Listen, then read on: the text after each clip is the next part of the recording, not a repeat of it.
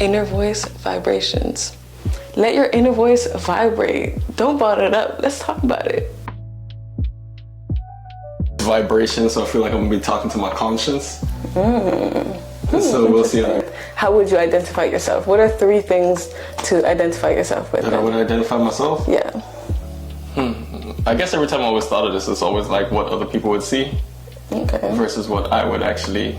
And why do you think you're thinking what your definition or identity of you is more based off other people than yourself? Because I think other people see more of us than we do of ourselves. I would identify myself as like an animal. Okay. Describe what that means for you.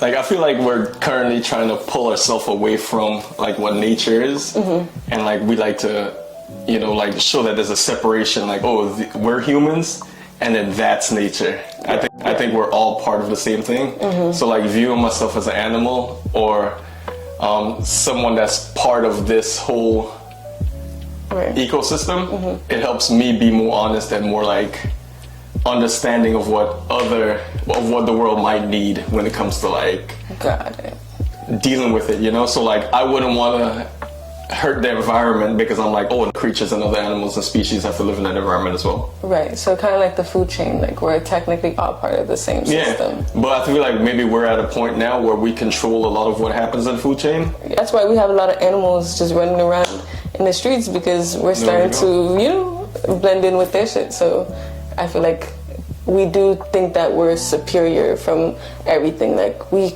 control when we should cut down a tree or we should keep it as nature. Like in jets flying around the sky, making all this noise in the sky, disturbing all the animals. Because if it bothers me, imagine what it's doing. That's what I was literally just saying on the phone earlier. Like I just think it's crazy that we just decide that this is ours and then are greedy. I know I've used that word and a lot of people hate that I use greedy, but would you say that as a species or as humans that our greed might have led us to the point that we are in? And it's not a personal attack on anybody, it's more a viewpoint of how we tend to want more and more of what we have. So if we have a nice car, we're gonna want something better. If we have a nice house, we want more, a bigger house. If we have this, so it just kind of goes on and on in that context. So, you know, even with technology, we're not gonna go into that right now, but if we had some technology that did this, trust, we want something 10 times better than that exact thing eventually.